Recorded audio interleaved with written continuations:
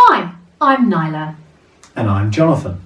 Thank you so much for taking the time to watch this, our fourth energy management video.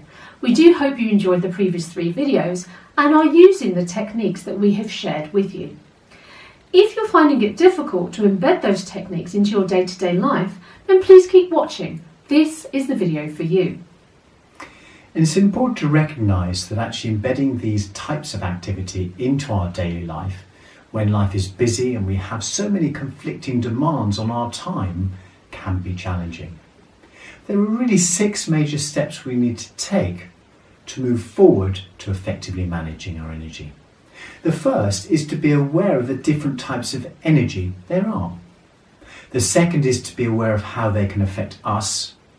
The third is to put in place a regular daily practice that enables us to tune into our energy so we can identify whether we're clear or not. The fourth is to develop strong connections with powerful spiritual helpers who can help us clear ourselves when needed. The fifth is to develop or discover a range of tried and trusted techniques that will help us manage our energy. And sixthly is the ability to put in place techniques or practices that enable us to protect ourselves and our home. In this video, we'll also briefly look at our upcoming energy management workshop in London, where we'll look at these 6 steps in far more detail, but we'll also troubleshoot the most common energy management problems. And in the latter part of the afternoon, we'll set up an energy management surgery where you can anonymously raise your energy management problems, and we'll give you the hints and tips with which to resolve them. Now, we've learnt in our daily lives that if we don't practice our energy management techniques, we can often end up feeling depleted or drained. And we know that prioritising ourselves can often be the last thing on our to-do list. But the most important thing that I personally have learned about energy management is to prepare for the day ahead. So I often ask myself, what am I going to be doing? Who am I going to be with? And where am I going to be? The other thing that I've learned about energy management over the years is that practice makes perfect. Now, I wouldn't expect to become a piano virtuoso overnight, nor would I go to the gym once and expect to come out with a slim, svelte body. It's just not going to happen. It takes effort and consistency, as does effective energy management. That's very true, and perhaps one of the first major breaks we get in managing our energy is we're enabled to discover a technique or decide upon a technique that enables us to discern whether we're clear or not. Now, there are many ways that we can discover whether we're clear or not, from pendulums to different types of techniques. The technique that I found most useful in my life has been meditation. When you meditate, in my case that's focusing on the breath, you're immediately in tune with your body. You're in tune with the rhythms of your body, but you're also in tune with your emotional and mental and spiritual state. And the more you do it, the more you connect with a place of peace and calm within. And the more you connect with that, the more you're able to see quite quickly or feel quite quickly or notice quite quickly if there's something that you're thinking or feeling or sensing that's not your own. Sadly though, often the greatest learning, the greatest golden nuggets if you like, in terms of our personal energy management journey comes from making mistakes and from not doing the practices. That's true. So, we talked about our personal energy management, but also we have to kind of manage the energy in the property that we're in. So I can give you a personal example where in a previous house that I used to live in, I knew the energy wasn't quite right. Things that used to go missing on a regular basis. And often, What were missing? Oh, things like tape measures that I'd just put down, come back to get something else, and it's gone within 5 minutes. Things would go missing and they'd turn up months later in the place where I'd looked at least 100 times for them, which was so annoying. I bet it was. So time consuming as well. And then there was often a smell of cigarette smoke. Now, I didn't smoke, and even if the windows were shut, I can often smell it. The other thing was, I bought the house in the 90s, but it had a very distinct kind of 60s look and feel to it. The decor was very much like that. So I, room by room, refurbished the whole house. Each DIY project brought more activity within the house. Really? Yeah. So I put it down to potentially two things. Either there was an energy in the house, or I had to seriously consider whether I had some kind of mental health issue. We know that. Thanks.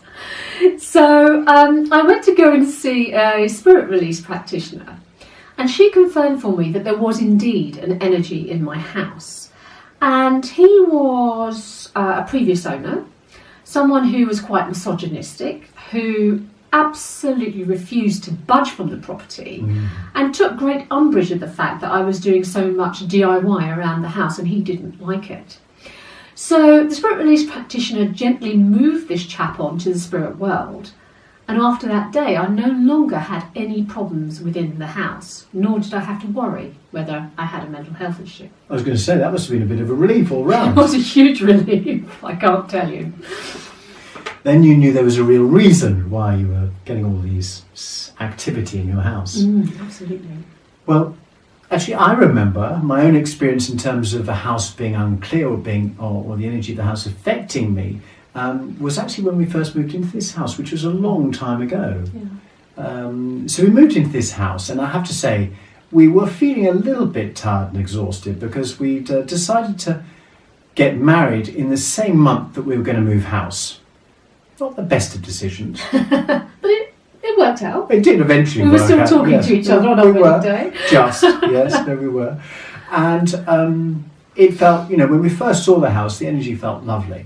So we began to move in, and literally we had very little furniture in here, so we decided to sleep that night in the same room where the previous owners had slept. And that night, I had the most horrific dream of my life. Literally. Now, often I watch my dreams for messages, signs, etc., but there was no need to. In this particular nightmare, I saw something that I couldn't imagine happening in real life, and it involved hurting animals. It was incredibly distressing to watch and witness, but I knew the moment I woke up that the house wasn't clear. It was a real wake-up call for us. So we got someone in and cleared the house, and after that we pretty much slept like babies. Now, I can also give you a workplace scenario. Now, I used to work for somebody who frequently used to disempower me and pressed all my buttons all the time. Yet, quite unusually for me, for some reason, I was unable to stand up to him. It is unusual. Yeah, and I used to have the thoughts of what I should say, and quite a few sort of choice expletives would come to my mind, yet I couldn't articulate them in his presence. Oh, wow. Frozen, almost. Absolutely. And one day I remember it all came to a head, and I got to the stage where I thought, if I can't articulate how I'm feeling, I'm going to end up strangling him, so I better extricate myself from the situation. So I walked away. I went to the loos and I looked in the mirror, and I looked and my throat was bright red, and it stayed bright red for ages. Wow. All those thoughts and feelings that I wanted to say but didn't get out, they were stuck there, and everything had gone red. Was that a wake-up call for you? It was a wake-up that I needed to do something. Yeah. Now, weeks later, I was at home and doing a past life meditation, quietly listening to, I think it was Dr. Brian Weiss actually, just following the instructions, really nice, really calm, and blow me, there he was. My boss was in my meditation, can you believe it? He made my working life hell, and there he was. Was in your home life. Yeah, exactly, I couldn't believe it. And in this scenario, I was a poor woman living in a village whose husband was sick, and therefore I had no income. In rode my boss on a horse and demanded payment from all of the villagers. I had no money, so I begged and I pleaded with him to at least forego the payment this time round, or at least give me some time to pay it in the future. he point blank refused. So, me being me, I shouted, screamed, yelled, and told anybody who would listen how awful, how nasty, how ruthless, and how evil this man was. And I just kept on going, shouting, screaming, yelling all the time. Because I didn't stop, he just drew back his sword and plunged it straight into my throat. Wow, that must have shut you up. He certainly did. But it kind of explained why I couldn't articulate myself to him in this lifetime. There was a past life cord, the energy of which was still impacting me in this lifetime. Interesting. My own experience of being affected by energy in my workplace interestingly happened at a hospital.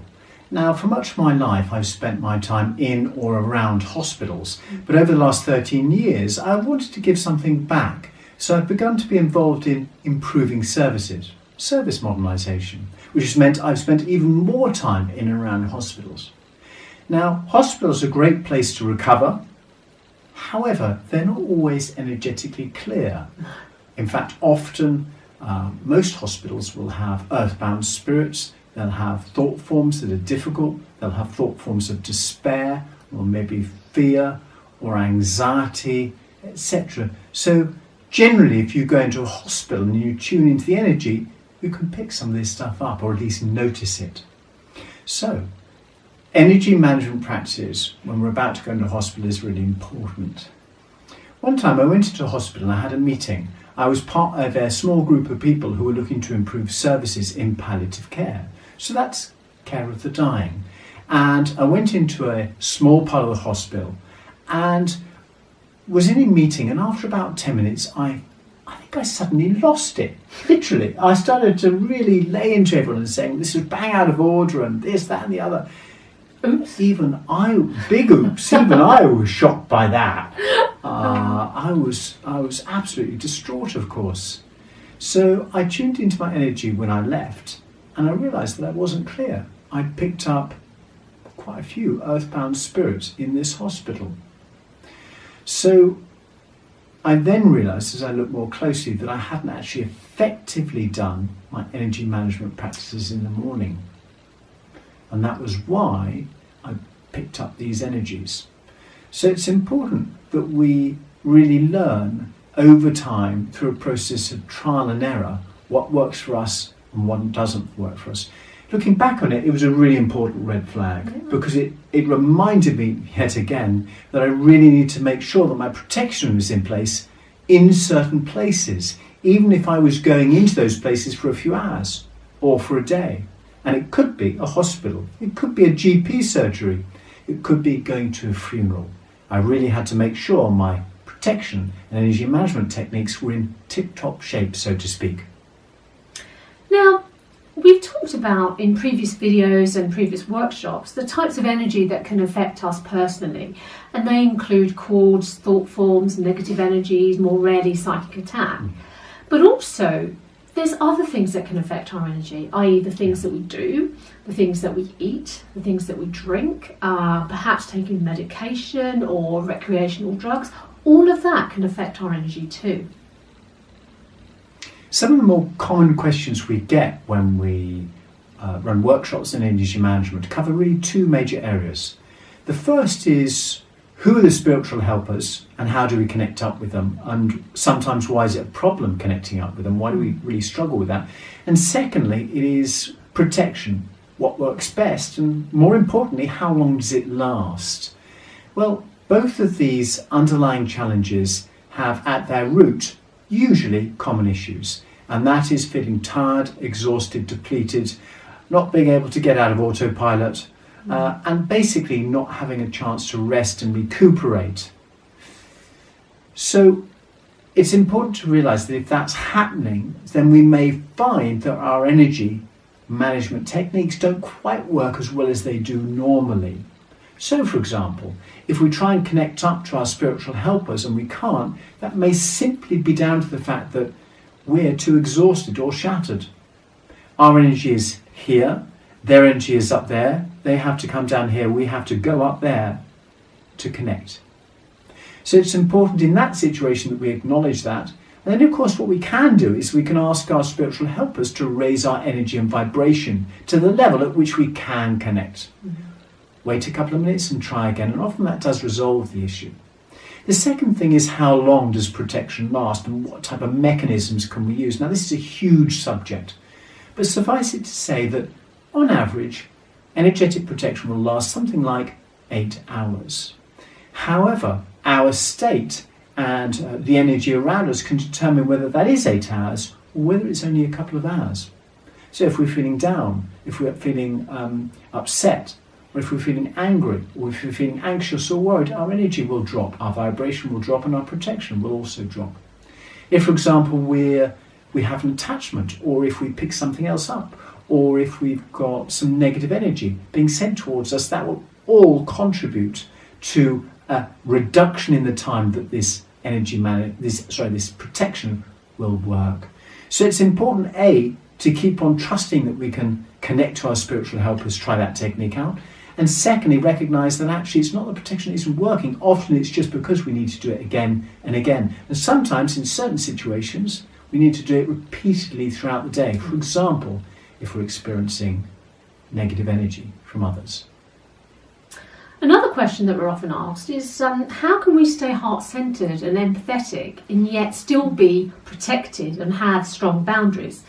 The key thing to remember is it doesn't have to be mutually exclusive. You can have both so long as you've got the right techniques in place. Another challenge is protecting our property. Now, we, for example, live in a house whereby there are not one but 2 graveyards within about 100 yards of our house. And my sister often says it's a lovely house, but I don't know how you live there. Actually, with the correct energy management techniques, to clear the house and to keep it protected, we can live there quite easily and quite happily. Now, there are many techniques that can help with protecting a house, but the thing that we've found most useful is using crystal grids to grid the whole of the house.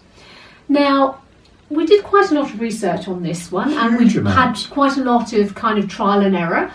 And we finally found a really good combination of crystals that will keep our house protected once we have cleared it. And in our upcoming workshop, we'll be sharing how to grid your house and what with in that workshop. Another frequent challenge is acknowledging that we need to do a little bit more work on our energy. You know, many of us are pretty good at looking after our body. If things go wrong, we'll go to A&E or we'll go to our GP. And if we don't, then generally, eventually, we are forced to. Well, that's unfortunately not the case with energy, because it's much subtler. It's more difficult to be aware of our energy. In fact, some of us don't even believe energy exists, or that we have an energetic aspect to our physical body. But that doesn't stop us from being affected by external energies. So it's really important to recognise that sometimes we do need help, sometimes our energy isn't clear, and sometimes we need to take responsibility for our energy. Now, for much of my life, I didn't. In fact, I began to have energy management problems when I was in my early teens, when I began to be hospitalised, when I was very sick and unwell. But it took me a couple of decades at least to recognise the importance that this was having, the effect this was having on my day-to-day quality of life. And in fact, looking back on it, it was having a dramatic effect on my quality of life. As I began to put in place the appropriate techniques that would help me, more and more I felt energised, upbeat, positive. And that energy that had so constantly slumped throughout that journey of life began to flow back into me and be retained and regained. So a huge shift, and actually if I look back now to when I was young, even now I have far more energy than I ever had when I was young. Now, if you feel that your energy is affected by other people, places, circumstances, and you'd like to have some help in that area, why not sign up below and we'll send you a free energy management technique that will help you along the way. And for those of you who want to learn more, we'll also include details of our forthcoming workshop in London, where we'll be talking about those 6 steps to energy management, but also looking at the most common energy management problems, and as I mentioned earlier, the energy management surgery, where you can set the agenda about what we talk about. So if you find that you need better skills in managing your energy, or you need to just put in place the right techniques to help you, or you've tried to do that over a number of years and it's not really worked, then this is the workshop for you. Well, thanks so much for taking a few minutes to watch this video. We hope it's helped, and we very much look forward to seeing you in the future. Thank you. Thank you, and bye-bye now. Bye.